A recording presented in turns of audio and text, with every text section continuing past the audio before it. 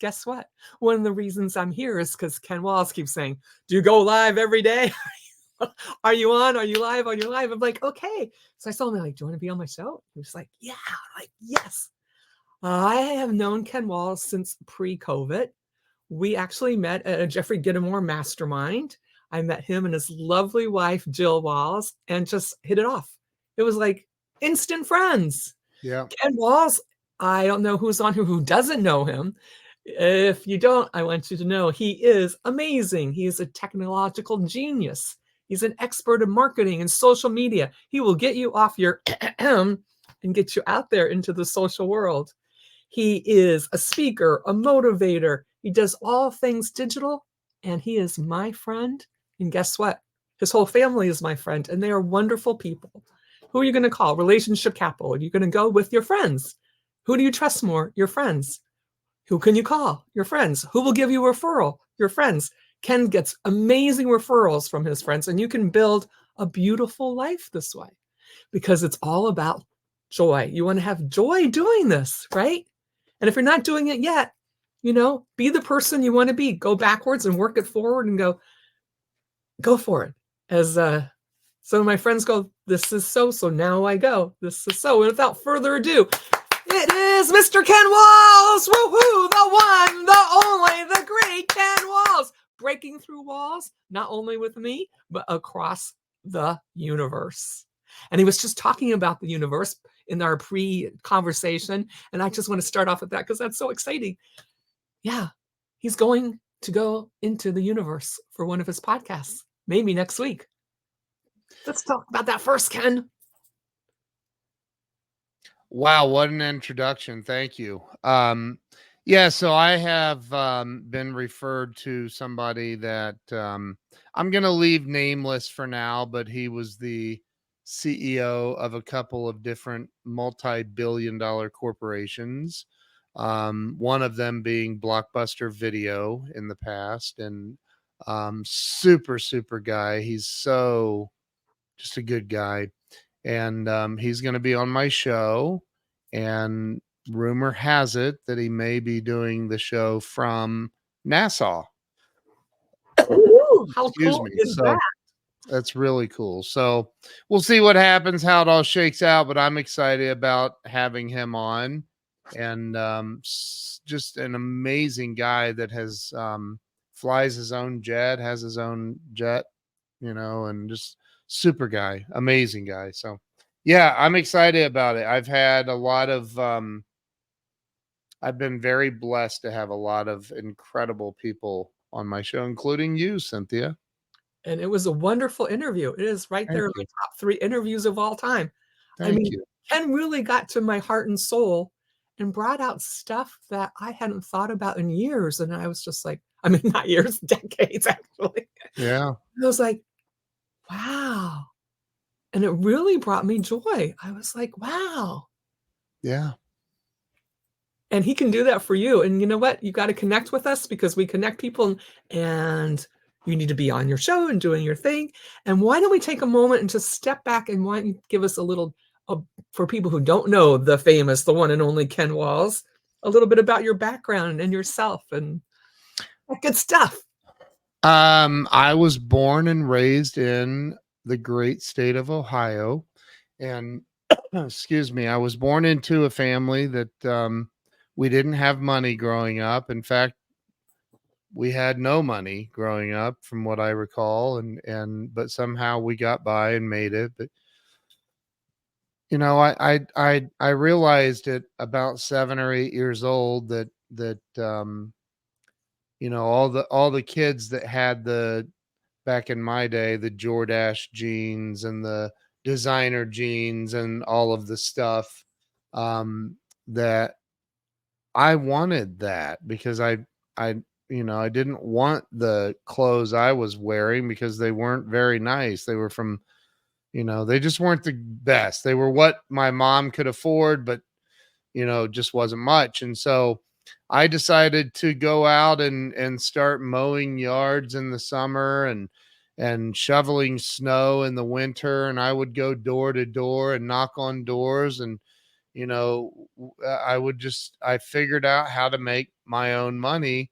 And I always did that as a kid throughout my entire teenage years. I was always hustling, trying to make a dime, and and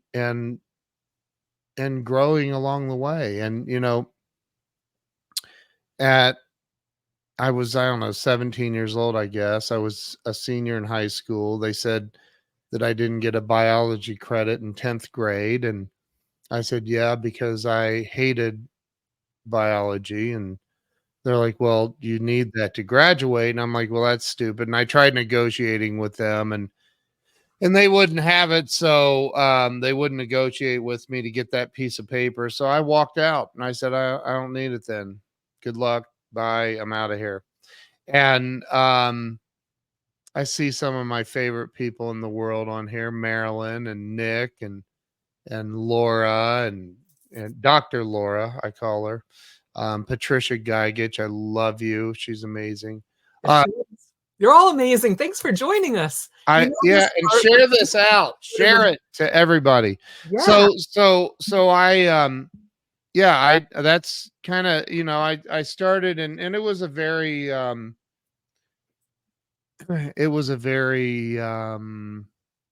tumultuous household that I grew up in.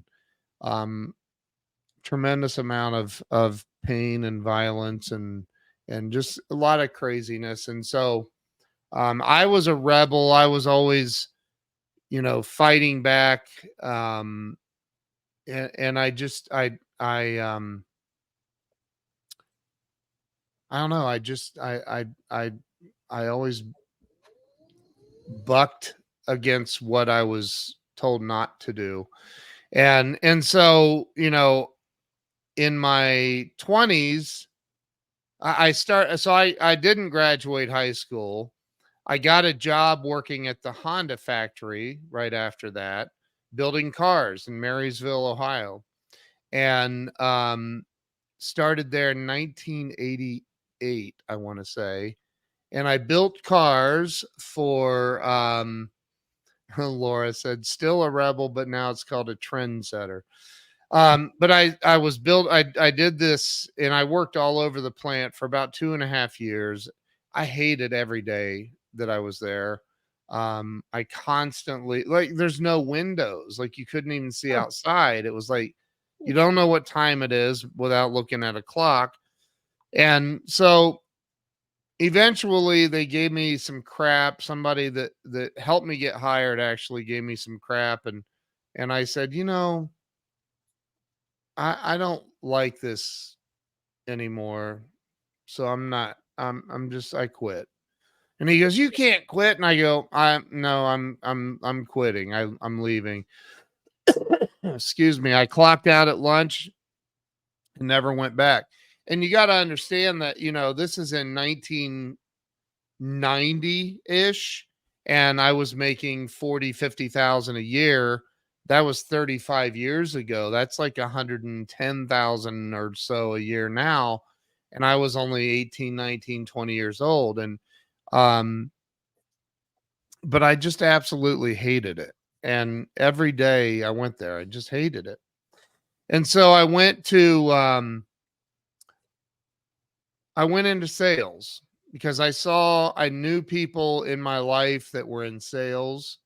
My ex-father-in-law was like a global VP of sales or something for Pfizer or some pharmaceutical company. And I saw the kind of money he made, and I was like, this is insane. I need to do that. And so I got into sales, and I knew that I was instantly going to be extremely wealthy. And so I went out and I started selling and instantly became extremely broke. And I was like, I have no idea. Oh, I love you, Sandy Archer. She's amazing. I had no idea what I was doing. I just thought I could go out with my personality and my smile, and that would be it. And people would just be like, "Oh my God, I got to buy from you. You're amazing." And that's not the way that it went at all. And I had a very upset wife, ex-wife now, but she was very unhappy that I quit my job and gave up all that stuff and the insurance and everything. Cool. So, Yeah. excuse me. So, that's when I started listening to, somebody gave me an audio cassette or a book or something of Zig Ziglar and then Brian Tracy and all of these amazing people. And I started listening to Brian Tracy, who's been on my show now, which is just unreal. Um, So Brian cool. Tracy has this cassette course, and I showed it to him. I have it here somewhere. I showed it to him when he was on my show, and it's called The Psychology of Selling. And I'm listening to Zig Ziglar too, and and Tony Robbins. I was reading his books. And Mhm. as I started digging into this, well, first I found out that Brian Tracy quit school in 10th grade. I was like, oh my God. And here he is, a legend and this master in his space. And I met somebody I know. Well, I hadn't met him yet. I didn't meet him until just a couple years ago. But like, I'm like, it inspired me because I thought, oh my gosh, there's hope for me. Because he said in his tapes that, you just have to educate yourself. You educate yourself. And then I heard Jim Rohn, said something like, how's it go? I forget the exact quote, but um, you can make a formal education will make you a living. Uh, Self education will make you a fortune. And all of these things back in my early 20s just clicked for me. And I was like, okay, wait a minute. And there was always this question in my mind too, that these teachers in schools and these and nothing against teachers at all, but where do they get their information from? They get it out of a book, or somebody else has delivered that information to them, and then they deliver it, their version of it, to students. And and then I would always think, well, okay, where did it originate though? Like, how did it get into that book? And why are we teaching people from that book? And so I always questioned things like that. And I still do to this day. So Excellent. I think, okay, where did this thought, this lesson, this principle, this whatever, where did it originate? And how can I use it to make my life and the world a better place? So I started back then. All these books behind me are real. I've read all of them. Well, there's probably a few on there I haven't gotten to yet, but I'm obsessed with learning. I'm obsessed with reading. I'm obsessed with becoming a better version of me and making the world a better place. And so in my 20s, I did that sales job for a little bit, and it's a long story. I moved various times to different places, but I ended up getting into the satellite business, direct TV and Dish Mm. Network and all of that, and the great big giant dishes, satellite dishes. And I became the largest 1 year direct TV dealer in the US. And I had, I don't know, I had 30 plus 40 salespeople going door to door every day selling it and selling our services. And I developed ways to sell it in home security systems and all of this stuff, and built this multi-million dollar company, this business. And here's the thing. Along the way, I had all these different troubles that I ran into in life. And fast forward to 34 years old, after many years of being told that I had a problem with alcohol drinking, at 30, and I always said, I don't, no, I just drank too much. I didn't, I didn't have a problem. You have a problem. And Sorry, the UPS guy loves to ring the doorbell. I need to put a sticker up on the thing. But um, so I pushed people away. I pushed them away, pushed them away. And at 34 years old, I finally surrendered to the fact that I had a problem with alcohol, that I was an alcoholic. And it was the hardest thing. Oh my gosh. Because I couldn't imagine living a day of my life where I didn't drink. I thought, what do you boring people do that don't drink? How do you have fun? I mean, I didn't understand any other way of living. I started drinking at a very, very young age, before I was 10. I mean, Really? I was drunk the first time before I was 10 years old. And by the time I was 13, I'm convinced that I was a full-blown alcoholic at 13 years old. I have a daughter that's 13. That's mind-boggling to me. How is Abigail? She's awesome. Oh, tell her I And said hi. I will. And I think about these things. And so I got sober. I got help. I got sober. Goodness. And I'd like to say life became instantly magical, but it didn't. It was painful, and it was letting go of addictions and all of the stuff that was just holding me back in life, and surrendering to a power greater than me that I call God.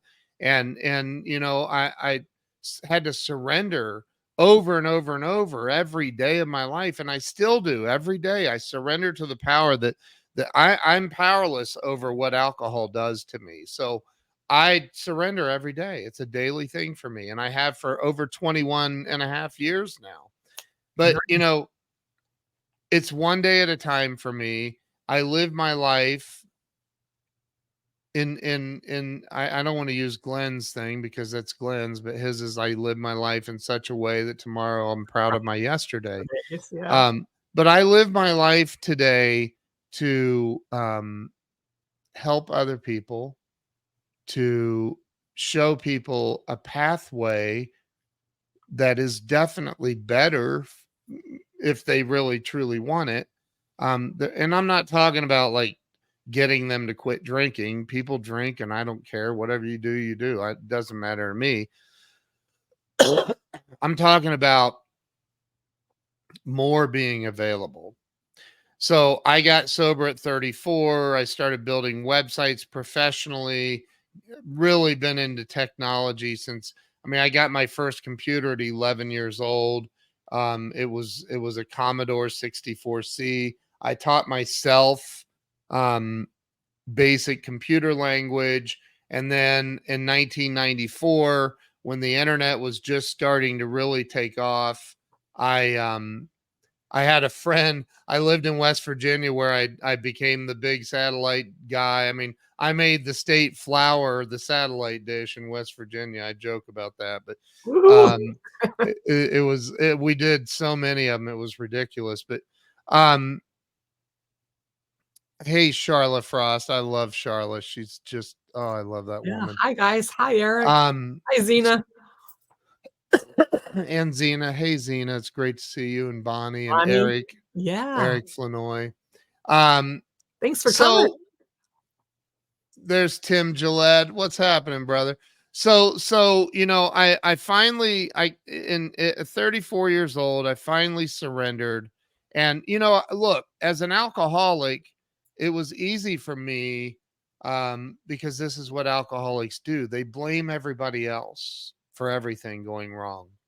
And I had become very accustomed to blaming people. Like if people came to me and said, dude, what you did last night was unacceptable. Your behavior and your drinking is, I mean, either they said, eventually I got them to apologize to me for confronting me like that, or I got them out of my life, because I needed to protect my alcohol. I needed to protect the best friend that I had in the world, and that was alcohol on every level. And so by the time I was 34 years old, and nobody would talk to me anymore, and nobody my family, nobody, like everybody was done with me. Um, I was sitting in a bar by myself, and it was an upscale bar restaurant, and I had had 7 huge draft beers, and could walk a straight line. My tolerance was completely unpredictable. I could have one drink and be in a blackout. I could drink 7 or 10 and not feel a thing at all. I'm completely stone cold sober. And this happened to be one of those nights where no matter how much I drank, I was stone cold sober. I was smoking 2 packs of cigarettes a day back then. I was eating 2 packs of Rolaids every day just to kill the heartburn nonstop. I was vomiting. There were times when I'd throw up blood. I was Nice. jaundiced and bloated. I was dying of alcoholism, and I didn't know it. I thought everybody else was the problem. I did not realize that I was the problem and that alcohol was the problem. The last thing I ever wanted anybody to say to me was, Ken, you're an alcoholic. I just I that was my best friend. That was my courage. That was my everything, was alcohol. And so um this one particular night, this guy comes in, sits down next to me on the bar stool next to me, and he goes, "Hey dude, I put in my notice. I'm quitting my job. I can start working for you in a couple weeks." And I remember the guy very well. And it's crazy how I ran into him a couple years after I got sober and got to make amends to him. And he Mm. was very forgiving. But he says that to me, and I looked at him like, are you stupid? What are you talking about, dude? I'm downsizing my company. I'm not hiring. Why would you think you're coming to work for me? And he goes, well, maybe it's because 2 nights ago you were in here and offered me that position and told me to put in my notice and you'd hire me. And I was like, that didn't happen. What are you talking about? He goes, you don't remember that? And I go, dude, what are you talking about? We didn't have that conversation. He goes, we had that conversation. Wow. Wow. I can't believe this. And he was so upset. And he says, you know what? You need to go get some help. Everybody around here knows you're nothing but a drunk. Go get some help. Go to AA. Go get some help. And he was pissed off and he got up and he walked out. And I said, wow. So he leaves and I'm like, huh.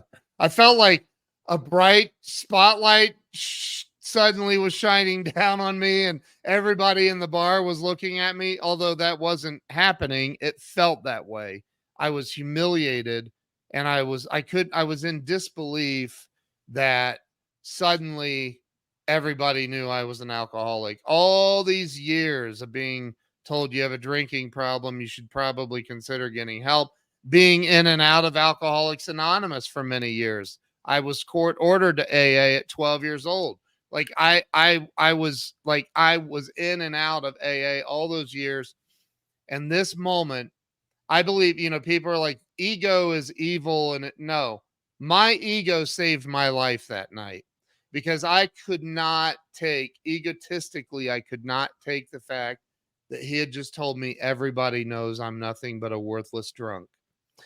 And it was the next night. So I literally took one more sip of my beer, left half of a beer sitting on the bar, paid my tab, walked out. Sorry everybody, but I drove back to my hotel because my ex had thrown me out of the house, by the way, so I was living in a hotel. And I remember somebody called me trying to get me to go out partying. Nope. Shut off my cell phone. I laid down on this hotel bed and I started bawling my eyes out. Mhm. Bawling. Unstoppable. And I said, I don't know how to handle this. I don't know how to make it stop. And I said, God, if you're real, then I need your effing help. And I cussed at him. I said, I can't live like this anymore. I don't know what to do. I don't know how to make it stop. And there were no burning bushes. There was no parting of the sea. The next day I got up, felt like crap, asked God to help me stay sober that day.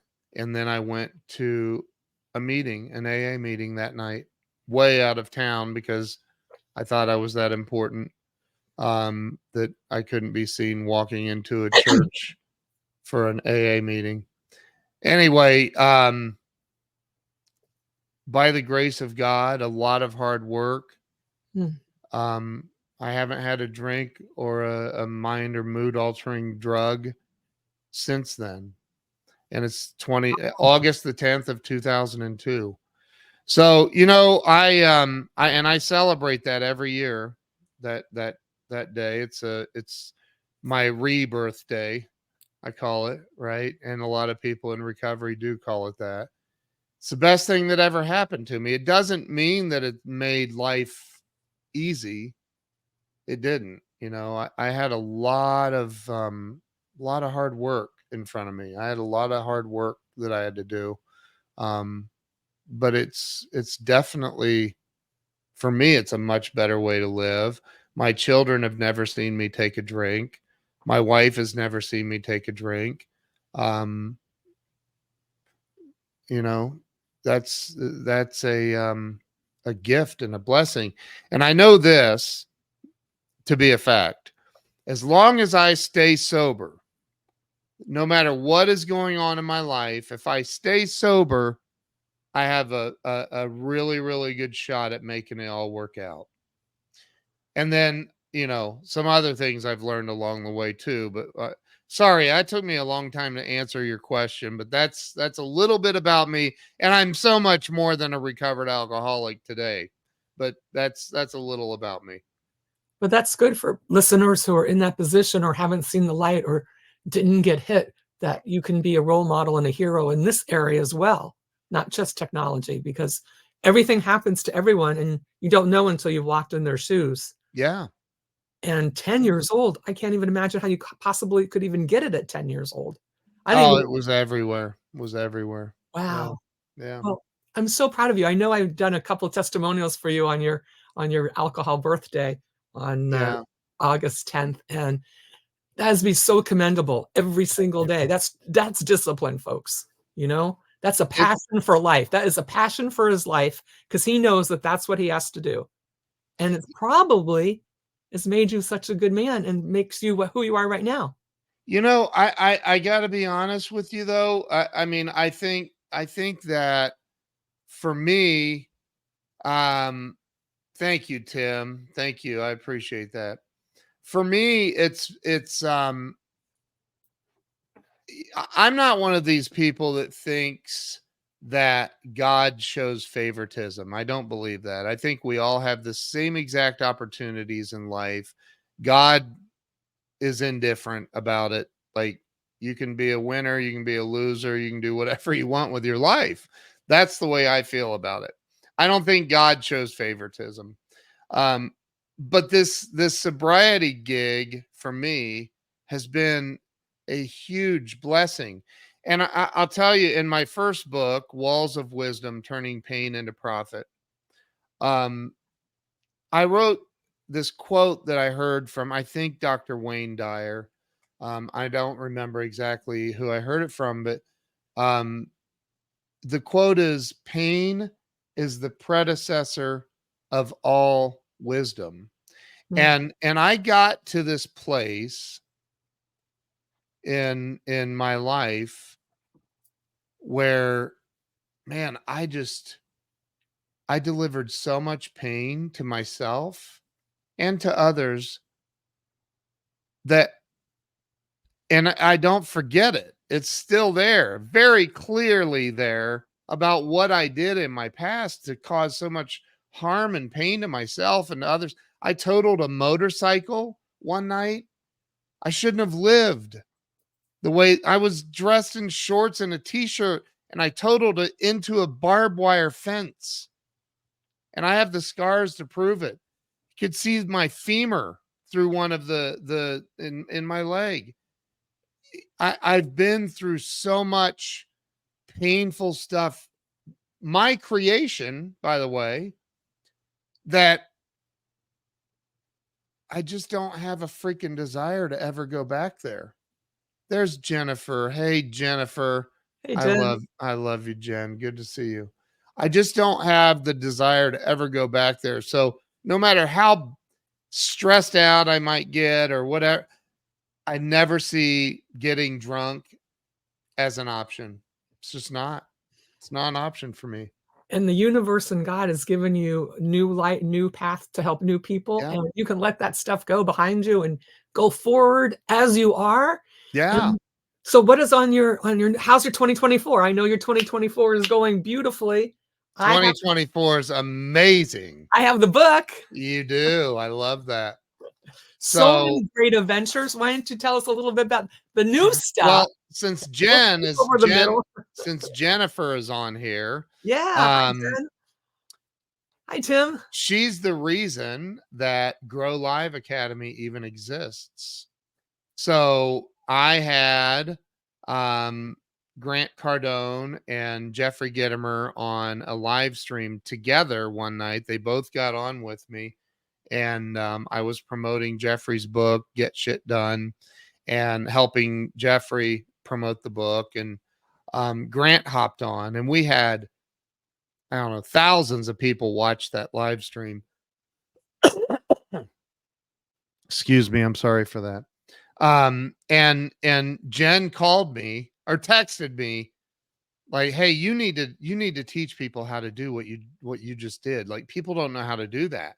And I go, yeah, I've been thinking about doing a course or something. And she goes, you need to stop thinking. And I think she called me then, or I don't know, but she showed me how to create, how, you know, she uses this software Kajabi to create this course. And I'm like, oh, okay. And so I just said, okay, I'll do it. And I signed up for it, and I started. I literally, that was like on a Friday, I think. And hey, Bob Donnell, that was like on a Friday, and by Sunday I was pre-selling the course, and it was How about called that Grow for Live action? Academy. Action, action. Yeah. And so that's how I started the whole thing. And it was, you know, that I mean, that's how I started Grow Live Academy. I had already started my show, Breakthrough Walls. Jen was also very instrumental in that because she was my very first guest on Breakthrough Walls. Woohoo. For those that don't know that. And I don't even know that I called it Breakthrough Walls yet. I'm not sure. I don't remember. But that's where my podcast and show started, was with Jen. She was my first guest, and she's just, I love that. I love that woman. She's amazing. And then she referred me to somebody, and then I had Jeffrey on, and he's referred me to people, and it's just been now 550 plus interviews and guests. And Bob Donnell referred me to Glenn Morshower.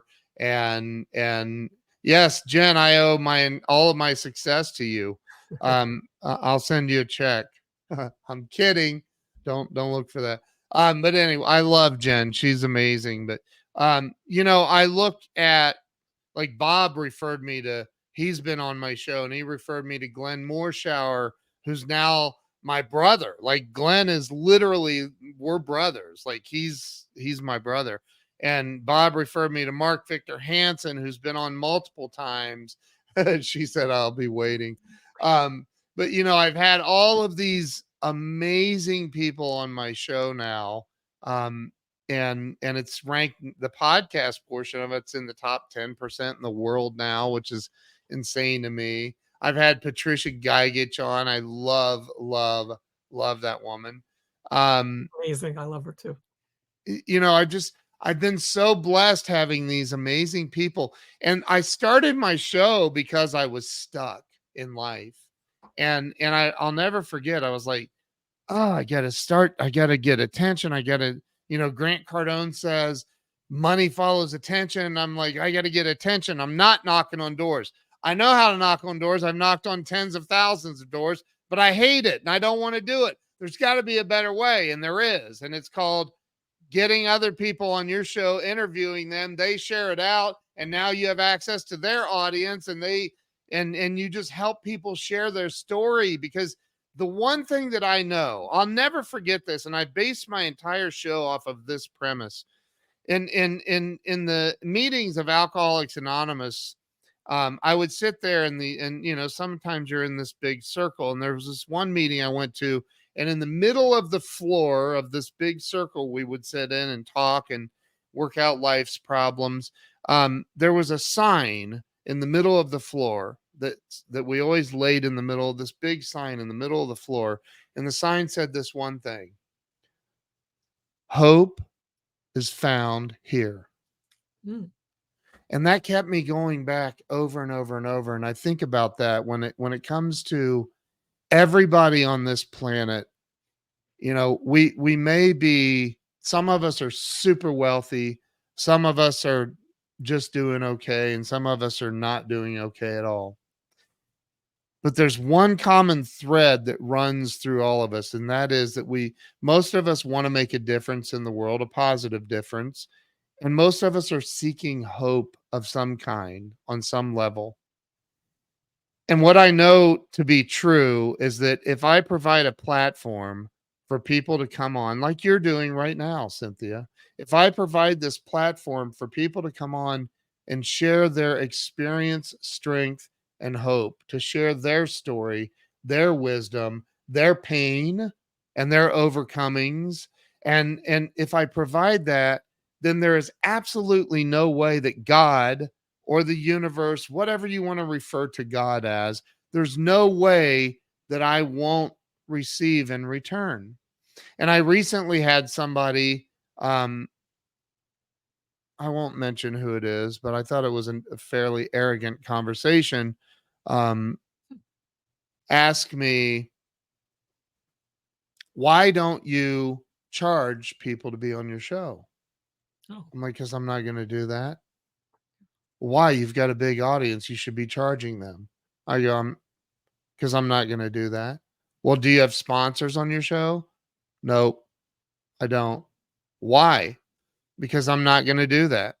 Why? You're leaving a lot of money on the table. And I'm like, but yet I'm doing all right. And and no, Jen, it's not that. It's somebody else actually that you probably don't know, but somebody in California that I was talking to, and I said I don't want to do that. It compromises the integrity of my show. My show's about leaving the door open for people to come in and tell their story. And that's it. To share their story. And I don't need to monetize that. I can monetize in other ways.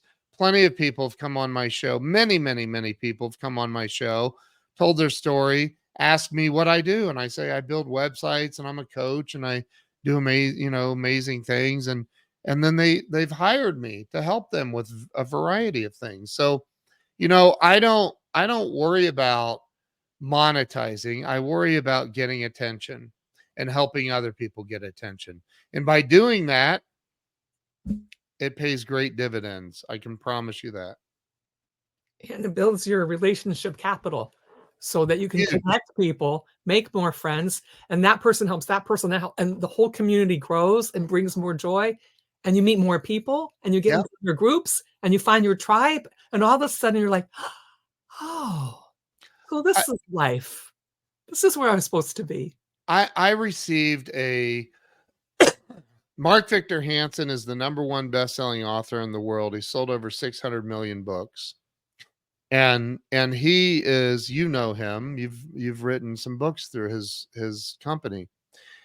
He's a good friend of mine. And I met him through Bob Donnell. And I think about, like, I got this package in the mail, I don't know, a month or a month and a half ago from Mark and his wife. And it was this huge package, it packed in dry ice of all these frozen steaks and all this stuff. I was like, oh my gosh.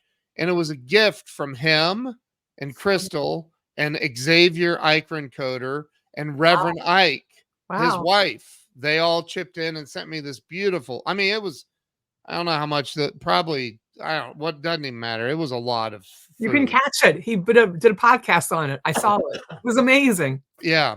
You could have us So, all over for dinner and have leftovers. right. So I had, I had helped them promote the release, the launch of the Reverend Ike book, Mhm. which is laying right next to me. The Reverend Ike book. Reverend Ike was a very, very famous um, preacher back in the 60s, 70s, and 80s, maybe even into the 90s, that had an amazing ministry, television ministry, evangelist, and he went against the grain and taught prosperity. And Xavier is a good friend of mine. He's going to be on my show Of course he is. as a solo on my show at towards the end of this month, I think. Um, and I've built these unbelievable relationships and friendships with people. I'm texting today. Every day I look at my text messages and think, how in the world am I texting with Mark Victor Hansen? How am I texting with the former CEO of Blockbuster and 7-Eleven, Jim Keys? How's that happening? I have his cell phone number. How am I texting with Paul Hutchinson, who owned a $48 billion company, who did the Sound of Freedom movie? Paul Hutchinson is a friend of mine. Like, how is that possible? And I'm going to tell you how it's possible. It's possible because Grant Cardone taught me probably the most important thing that I've ever learned in my life. Now, I learned it early on by reading How to Win Friends and Influence People by Dale Carnegie, but Grant teaches it in a little bit of a different way, and that is you flow power to power. Flow power to power. What does that mean? What that means is this. If I want to become friends with Mark Victor Hansen and I research Mark and I find out Mark has a book coming out, well, I have a platform for that. And I'm an Amazon influencer now too. Amazon reached out and I can live stream directly to Amazon's customers. And not everybody can do that. And so I have a couple of platforms. I can bring him on to my audience of 100 and whatever, 130, 150,000 people and live stream and get his message out. Or I can live stream directly to Amazon. I know how to get traction on social media, so I can help him with that. What can I do for somebody that sold 600 million books? Most people would be like, well, there's nothing I can do for that guy Oh. unless you build a platform. If you build a platform like what you're doing right now, and I'm going to tell you something, the first couple, 300 interviews were not easy. I had John Lee Dumas on my show, and John Lee Dumas, if you don't know who he is, Entrepreneurs on Fire, is one of the top podcasts in the world. Like he's number 1 to 10 at any given time in his rankings for business podcasts. And he said, and John's a friend of mine on Facebook. He may even see this, but he says, dude, how many of these have you done? I said, you're like number 320 or whatever it was. I don't remember. And he said, and you do them all live? And I go, yeah. He goes, you realize that puts you in the top 1% of all podcasters in the world? You work hard. The episodes? Because Yeah. most people give up before they hit 50 episodes. Because it's a lot of work. Yeah. It's a lot of work. It's hard work. It's And great. You learn so much. and doing it right and promoting it and Reading then the books. Huh? You got to read the book before you talk to the author. Yeah. I mean, you got to do all of these things. And it's like, wow. That's a lot of work. You're amazing, Ken Walls. It's a lot of work. But look, if you want something bad enough, you'll figure it out. And if you don't, then you'll make excuses. And I hate excuses. I am like anti-excuse guy. Don't come to me with excuses. I don't like them. You either figure it out or you make excuses for not figuring it out. Yes.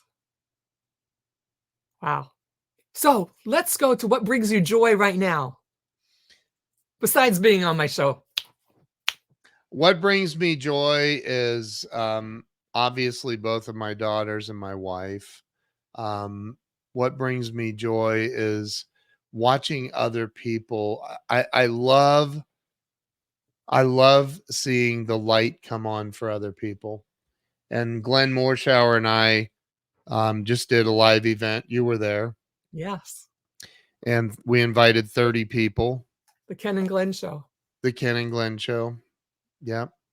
And we had 30 people show up from all over the world. Patricia Gigich was there. You were there. Bonnie was there. I'm looking through the list of people. Victoria from Switzerland was there. Nick was there. Victoria flew in from Switzerland. Patricia flew in from Canada.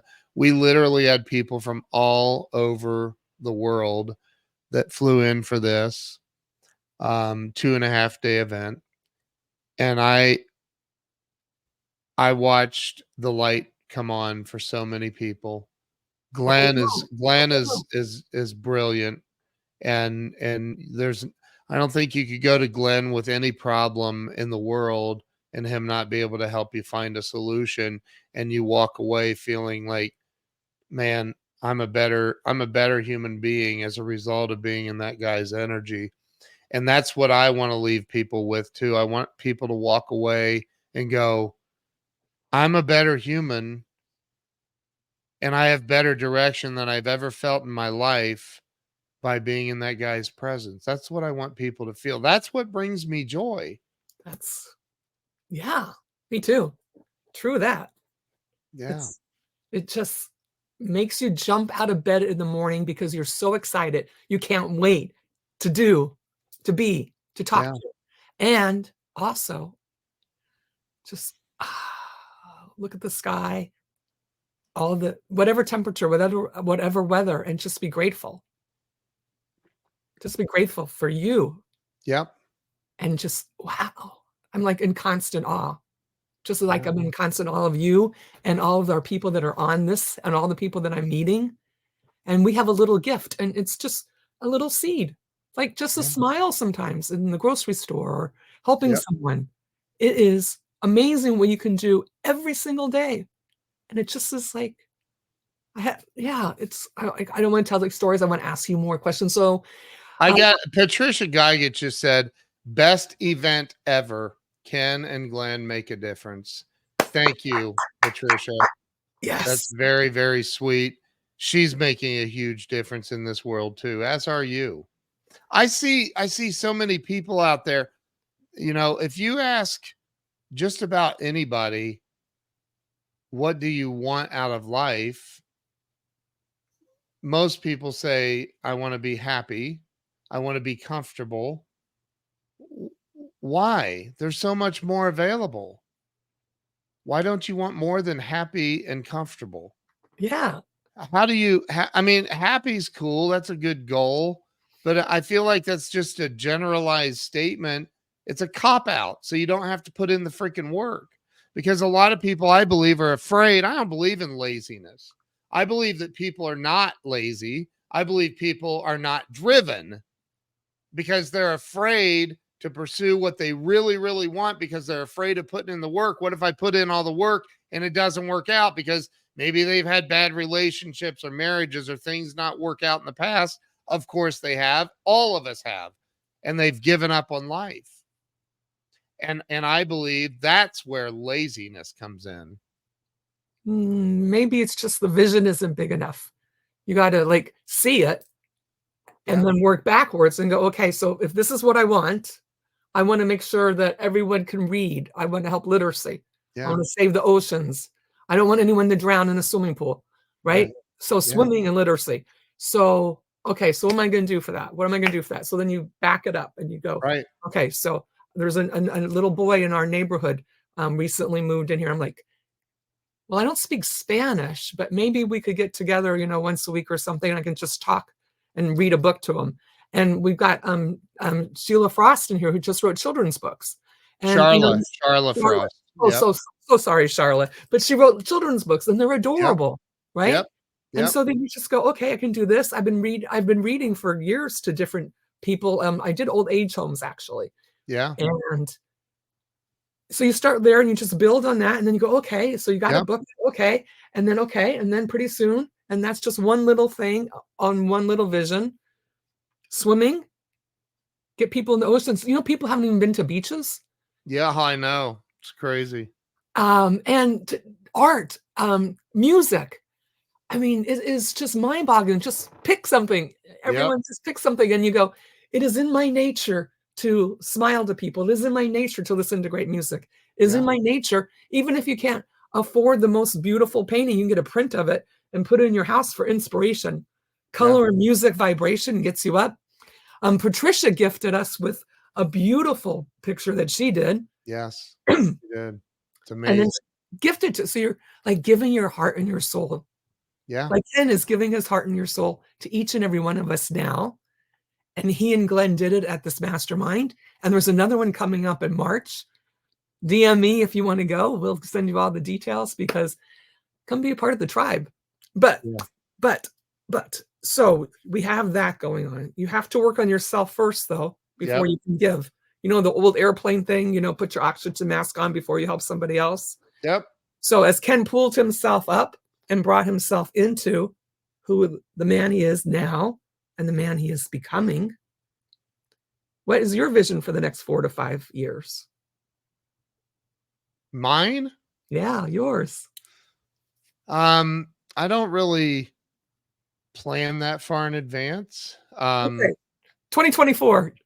2024, here's the thing. Um, hey, Carrie Carter. I see Carrie Carter and Marilyn Hey, hey, Hines. hey, hey, hey. Two people I love and adore. They were both at the Ken and Glenn event. Joe said, "Were you crying?" Yes, Joe. I knew you were in the audience, so I cried for you. Oh, No, I wasn't crying. I had an eyelash fall in my eye. I had a tear or two. Aw. Look, I get up and I write my goals down every single day. I love Joe. Yes, I do love you, Joe. Although I called you last night and you didn't answer and never called me back. We won't talk about that on the air. Oh, whoops, I just did. But I think about what I want this year. I have some big goals, long-term goals. I don't really get into great detail with those. The Ken and Glenn events are huge. I have other people. I didn't call from a block number. I've had Brian Proctor, and Bob Proctor's son, who's a friend of mine, and Brian told me that he had a dream that him and I were on stage and there were thousands of people in the audience, and I'm like, wow. Of all the like, wow. So, my goal is to impact a lot of lives in a positive way, to wake this planet up. To wake this planet up. People are asleep and they've been fed lines of crap through mainstream crap for so long that they don't even know who they are. They're just living on autopilot in a way that other people have programmed them to behave and be. And that's not that's how's that fun? How's that that's not what life's about for me. Yeah, you need a great big walk in nature. Shake that off. Yeah. Let's talk about technology. That's a big suite for you. And Yeah. we have all this AI coming on, and we Yeah. need to embrace it, and everyone needs to make it our friend and not be afraid. Yeah. Yep. Technology is what I've done for 30 years. What do you want to talk about? AI? Yeah, let's talk about AI and what people can be doing now in the grassroots to get going, and what platforms you would say, what would you say to use? There's so many. You see the chat GPI, and Chat GPT. yes, Yes. yes. So Chat GPT, like Joe just said, is his business partner now. Chat GPT is unbelievably powerful. There's literally, I mean, there's nothing, it's almost like there's nothing that it can't do. Like you can, you can write a book with Chat GPT's help. You can create images that don't exist anywhere in the world with Chat GPT, with their DALI um, section of Chat GPT. Chat GPT is $20 a month for the premium version. And it's like, it does so much. It does I mean, there's literally nothing that it can't do. I've had it write code for website problems I couldn't figure out. It wrote the code for me by me asking it the right way. And it's all about the prompts. You got to get the right prompts in there. But um Chat GPT is unbelievable. And people that are afraid of it and aren't trying to utilize it and figure it out and learn it. Alex Hermosi did a video, like, remember that AI has only been out for a little over a year and some change, a few months. Came out in November of 2022. Um, Alex Hermosi did a video, I think, in December of 2022. And he said, if you're not utilizing AI in 2 years, your business won't exist. I almost believe that to be true now. It is, and the thing is, it's getting smarter and smarter and smarter every day. We're so is almost we're everyone, almost is done. everyone here using Chat GPI in the audience? Put up Chat a little hand. GPT, Chat Chat GPT. GPT, right? Thank you. There's a lot of people using it. Carrie uses it. Joe, I think, has written some books about it. So what would you tell them? What's the next level? Learn it. Get creative. That's the other thing, is when life is not going exactly well for you, you know, every religion across the world that I've studied, at least, refers to us humans as a particle or a part of God, and God is the creator of everything. Well, if God is a creator and he created all of this stuff and we're part of God, that makes us creators. If life isn't going well for you, start creating. And you say, well, what do I create? I don't know. Get on Chat GPT and ask it, what should I create? And it'll start asking you questions like, well, what do you like? I don't know what it'll ask you, but it'll help you. It helps you tap into that creative side that we all have and we should be exercising. But most people on this planet are not. Oh my God, there's Kelly Combs. Hey, Kelly, how are you? Um, they're most people are not exercising their creative side. And so by not utilizing it, what happens to a muscle that you don't use ever? It atrophies. By Mhm. not using your creative side of your brain, it's going to atrophy. The good news is you can bring it right back. Just jump in. Just Does, any, jump in and start doing it. does anyone have any questions out there?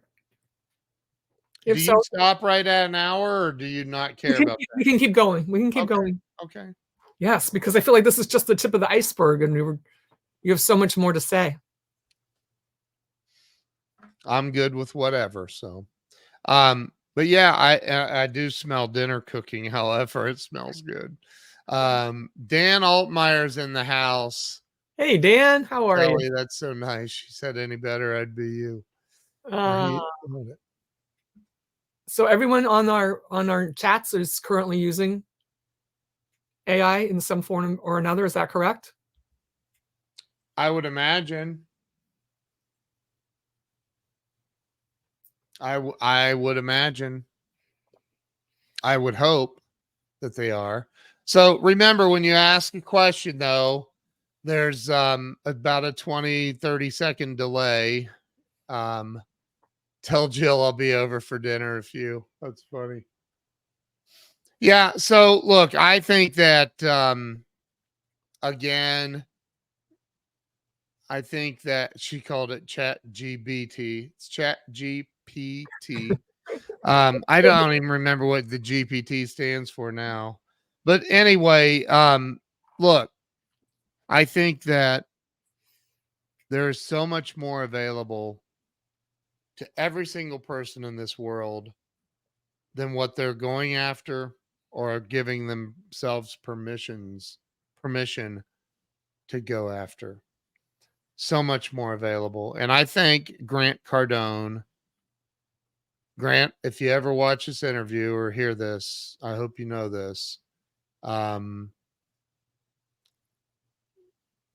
You can send it potato, to green you can bean. send it to him. So how do you balance Um, your family life with your hang, technology? hang, hang on. Let me finish this real quick. I give Grant all the credit in the world. He literally woke me up in 2014. And if it wasn't for him waking me up the way that he did, I'm not sure where I'd be right now. But I'm very, very grateful. Very, very grateful. So, what say that again about, Well, wait a minute. We'll stay with Grant for a minute. yeah, So he got you doing the lives every day and being on social media more and more and more. You saw him, you gave him, I think you made him wine with his labels, and he offered you a ride on his jet, and you said, no, I just want to spend time with you. yeah, Soak up your brain. yeah, I went to Miami, spent almost 3 hours sitting at his desk with him. And it completely woke me up. It totally woke me up. So, I'm very grateful for that. And along the way, other things I've learned from him and from other people. Glenn Morshower. Glenn is Amazing. he's my best friend in the world, and he's got so much wisdom that you can't. I don't even know how to explain it. His wisdom comes from somewhere else, and when you're just like when he calls me, I can have a conversation with Glenn, and I hang up feeling like just a completely different person on a much greater scale. And when you're in his presence, like it's one thing to watch Glenn on camera, on TV, on in the movies he's done and television shows, or to be on a Zoom or to be on a live stream watching Glenn. Um, when you're in his presence, physical presence, Get a hug. like what you guys just experienced, it's Amazing. completely different. It's so much bigger. Brian Hess, how you doing, brother? It's good to see you, man. Hi, Sean Frost. It is completely different than hey Sean, how you doing, brother? Good to see you. His energy is just unbelievable. But so, I've been around, I've had dinner with Mark Victor Hansen and Crystal and Doug Wing, and I've been around some unbelievably giant people. Brian Hess, giant thinkers, giants in their industries. And Glenn, I've been around him a lot. um I attribute 99% of my success to those friendships and relationships and those people I've been around. Because if it weren't for them, I would still be a small thinker. If it weren't for them, I wouldn't. I don't know. It's the people. Get around the right people. That's such an old cliche, but my God, the people you hang out with, including family, if you can't bring them up with you, then walk away. You gotta figure that out. Like You know, I've heard Grant say that, and he's like, I'm not encouraging divorce, but like, man, if you can't bring them up to where you're going, you got to consider other options, and unless you want to just stay stuck.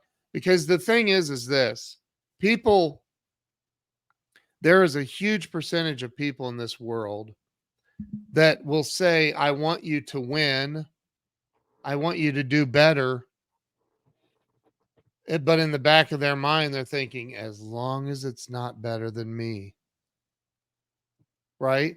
Well, what if they only make Good, and you're not $1,000 a gonna. week? They make $1,000 a week and you want to make $100,000 a week. Hanging out with somebody that makes $1,000 a week will never get you to 100,000 a week. I'm just saying. And again, it just depends on what you want. Maybe, and it's not even about the money. If Right. you hang out with somebody that judges everybody that they see walking through a grocery store, you're going to be that person if you hang out with them enough. Mm. So the people we hang out with, the Doug Wings, I see Doug on here. Good to see you, brother. Hey, The Doug. Brian Hesses, the Bob Donnells, the Glenn Morshowers, the Mark Victor Hansons, the Brian Tracys, the people that we hang out with are who we become. That's who that's who influences us more than anything else in life, is the people we're hanging out with. If you want to be a millionaire, go hang out with 5 millionaires. You'll be the 6th. You want to be a broke ass, go hang out with 5 other broke asses and you'll be the 6th. Water will always seek its own level no matter what. So if you want more in life, go hang out with people that want more in life. Yep. Be it till you see it. That's right. So Cynthia, listen, I love you. I'm Yes. so grateful that you asked me to come on your show. Thank you. Um, I'm grateful for you. I'm grateful for what I'm learning from you. I'm grateful from the relationships that I have made through you. I'm grateful for the people that brought us together to meet, yeah, Jen and Jeffrey back in the day. yeah, And that whole circle, I'm still friends with every single one of them. Because when you build your tribe, yep, wherever you are, you can always reach out and go, hey, hey, hey, hey, hey, I'm doing this, I'm doing this. And every single person is rising. Every single person has a higher gift. And we are all like cheering for them. There's yep, no competition in my circle. It's all go, go, go, go, go. And you did that. And yeah, I'm the first one to like clap. And because remember my little chat, we'll all do it together in a minute. So you are amazing. I am amazing. We are amazing. yep. Let's do it. You are amazing. I am amazing. We are amazing. This works, you Amen. guys, in the mirror in the morning, on a mountaintop, at the ocean, in a tunnel. And you, Yep, the ladies' room or the men's room, before you go out to do a speech, you give yourself a little, I am amazing. You are amazing. We are amazing. And you step out and go, watch this shit. And you just pour that's out your it. truth. And it is wonderful to have you. Ken Walls, I'm so proud of you. Keep up the good work. I can't Thank wait to you, see you again in March. Thank you, everyone, for joining us. Jen and Dan and Patricia and Doug and Brian and Kelly Brian. and Carrie and Brian just said it. High frequencies attract 100. that's a good one. Totally agree. Thank you. Thank you. So Thank thank you for having me on. I appreciate you, and congratulations on your show and the success you're having with it. There's a lot of amazing people watching you should probably have on your show. Yeah, you should all come. We'll just set it up. All of We're them. playing every Wednesday at 7. Patricia, Doug, And Brian, me. Love Bob. to have you. Like there's just so many people on here. Anyway, listen, I love you. Thank you. I appreciate you. Thanks for coming to the party, folks, because Thank you you, are guys. amazing. I am amazing. We are amazing. We are. Thank you. It's in your nature to be amazing. It is. Bye-bye. Bye. Thank you. Grateful for you.